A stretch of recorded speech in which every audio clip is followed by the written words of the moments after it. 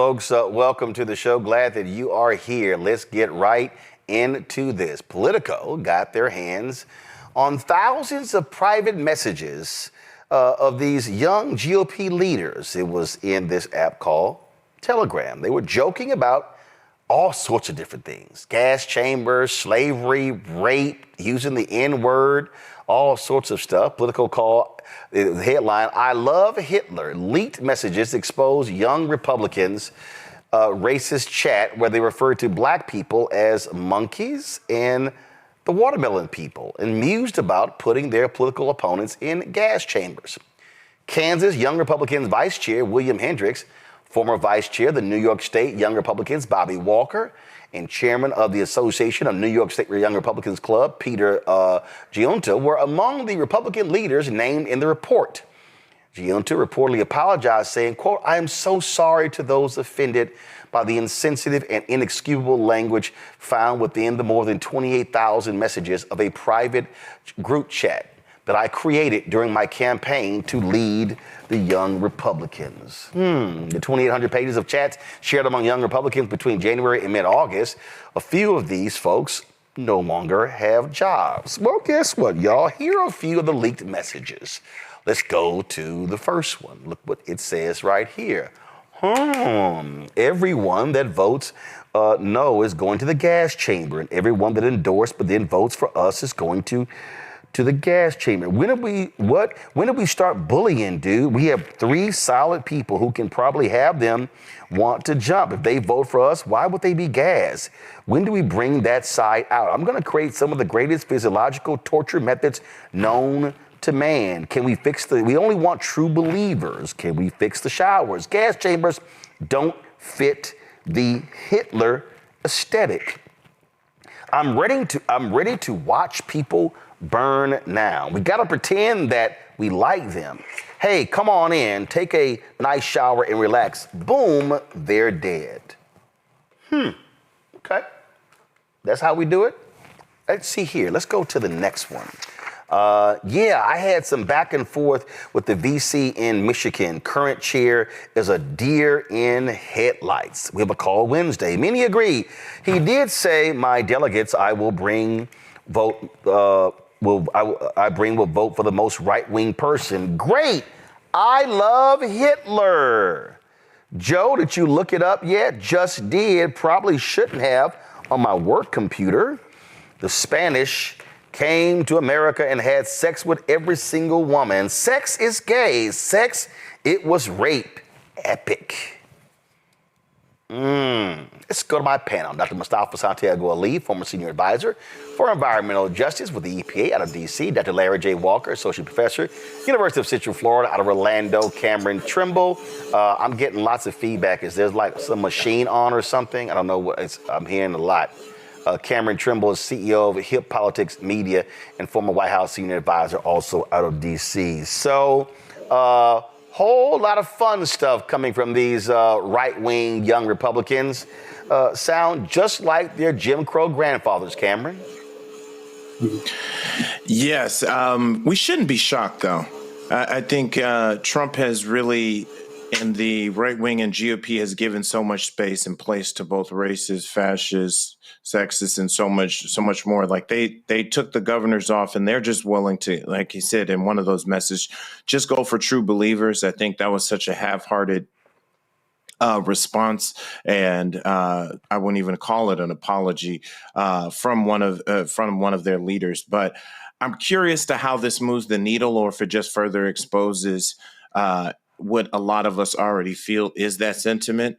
I think I'm glad that Politico and that there are still some news outlets doing this type of digging and being able to bring more of this to the light. But it just shouldn't come as a shock. It's probably just more of a confirmation of how a lot of us are already feeling about how they recruit and where they recruit and their sentiments. When we talk about this comment, can we fix the showers, go to my iPad, gas chambers don't fit the Hitler aesthetic, that was Joe Maligno, who previously identified himself as the general counsel for the New York State Young Republicans.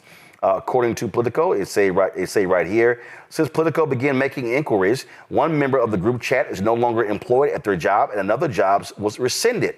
Prominent New York Republicans, including Representative Elise Stefanik and State Senate Minority Leader Rob Ortt, have denounced the chat, and festering resentments among young Republicans have now turned into public recriminations, including allegations of character assassination and extortion. And again, they found some 2,900 pages, and it was shared among a dozen millennial and Gen Z Republicans, chronicling their campaign to seize control of the National Young Republican Organization on a hardline pro-Donald Trump platform. Many of the chat members, Larry, already work inside government or party politics, and one serves as a state senator. This is what they say, Larry. Together, the messages reveal a culture where racist, anti-Semitic, and violent rhetoric circulate freely, and where the Trump-era loosening of political norms has made such talk feel less taboo among those positioning themselves as the party's next leaders. Well, that's no shock there.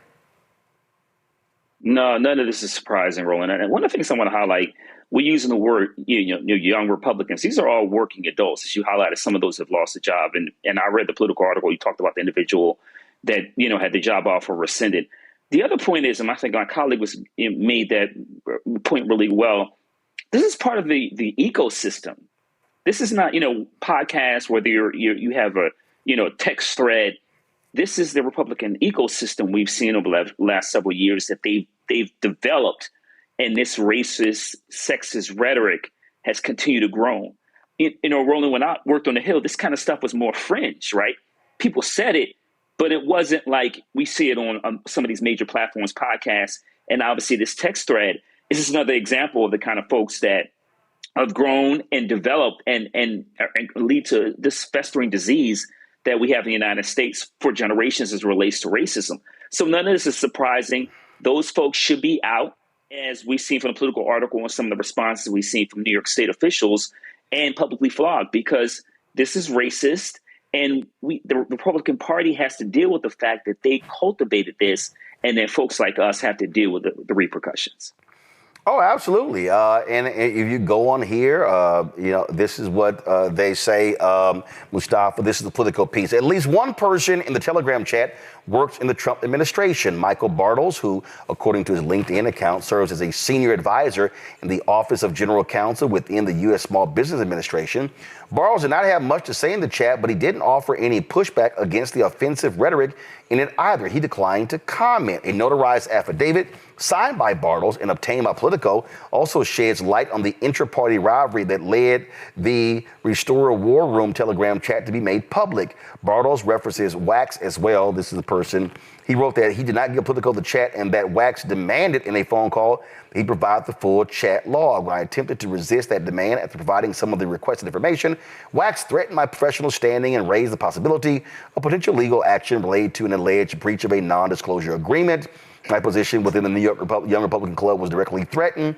But the reality is, when you look at this chat here, now, of course, they apologize. And, this guy Walker, he apologized and all this sort of stuff. And they said all kinds of things. They called folks faggot, retarded.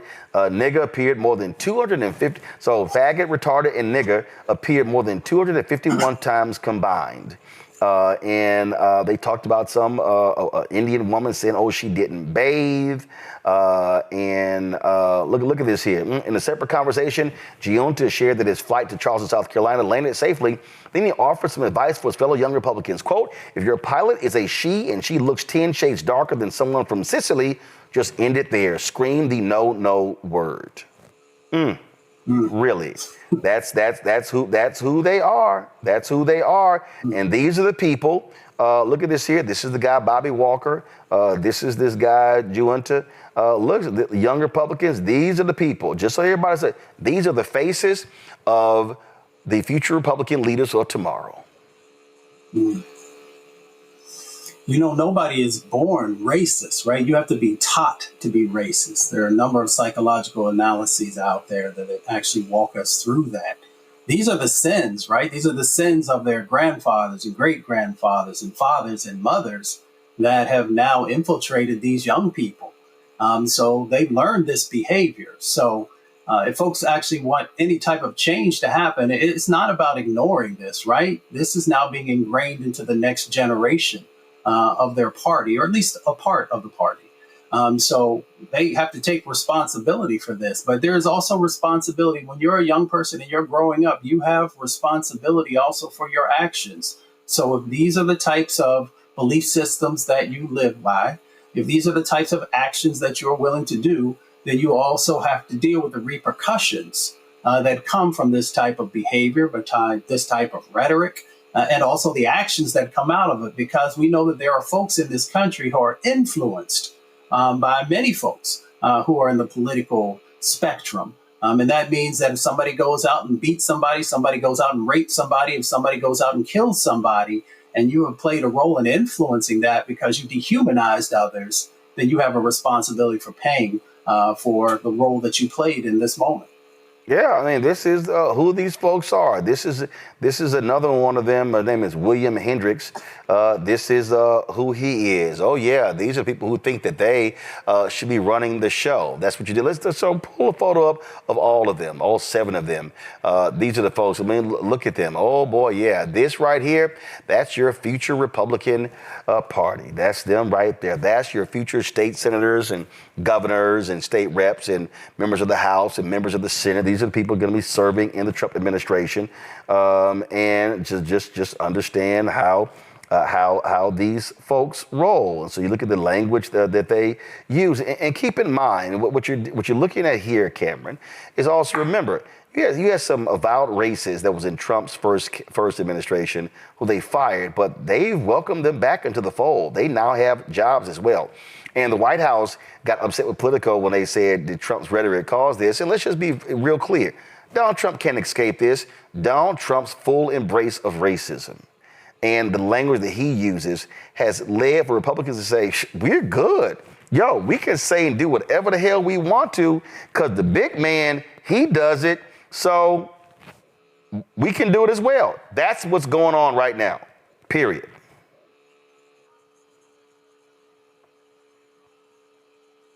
Cameron, how you hitting the mute button, bro? I didn't hit the mute button. My bad, bro. I'm not sure. Can you hear me? Cameron, anybody else that with you? No. So how'd you go on mute? That was an accident. Oh, but you hit the mute button. Yes. Don't be Noah 2.0. Come on. Thank you, Roland. Sorry about that. But in all seriousness, the internet does keep receipts. And I think what a lot of Republicans are making a calculation, I think is a miscalculation, is that because Donald Trump has opened up this new wave of acceptance for just inexplicable behavior, for the bigotry, for homophobia, like I said, so much of the negativity around just culture, along with political culture, he's not going to be in power forever. I mean, as much as he would like to, I mean, he is creeping up on 80 years old. He's only got a few years left in his term, as long as we can make sure we vote him out. But the rest of the Republican Party, by welcoming all of this rhetoric and all of this, they're going to have to answer for this in future elections, or they're hoping they don't, but they will. And I think with these young kids and these young working adults, as it was stated earlier, have to be wary of is that just because all this is because they're in an environment now where it's okay, that doesn't mean it's going to be like that in the future. And I do hope future leaders, future opposition, future candidates, wherever they may find Corey here, like that they hold them to account moving forward. Listen, it's no longer taboo, Larry. The Republican Party, they ain't got no problem. You can be racist. You can say stuff. They're like, cool, promotion. Yeah, there's no standard and there's no bottom. And we're just a couple months into the administration. Unfortunately, Roland, we'll be talking about this for the next couple of years in terms of this won't be the last story like this. And I imagine that those stories that we talk about in the future would be far worse. But you're right. In the past, under maybe someone like, George Bush Jr., et cetera, these individuals would never have a path back into the Republican Party. But they'll take some time off. In a couple months, they'll get rehired by some consulting firm, and you'll find that they'll do a pity tour and say they're sorry, and they'll blame it on woke culture and whatever else. We've seen this playbook play out time and time again, but they won't be far from being embraced by the same individuals who, openly, Roland, from we see every day, federal officials who make it really clear how they feel about Black folks and other groups. So, I don't feel sorry for the people, but they'll be back, and some of them will certainly at some point be elected officials, which also once again goes back to my point about there is no floor. Mustafa. You can't have a thriving 21st century nation when it is fueled by hate and bigotry, racism, all the various isms that are out there. And we have a number of other countries that are literally knocking on the door, trying to be the leader on the planet. So these folks really need to understand that in this 21st century, we need to leave those sins in the past. We don't need to bring them forward, especially young people. The weight is too much, and it will stop you from ever truly having a country that lives up to the values and the words that have been put out there for folks as a guidepost.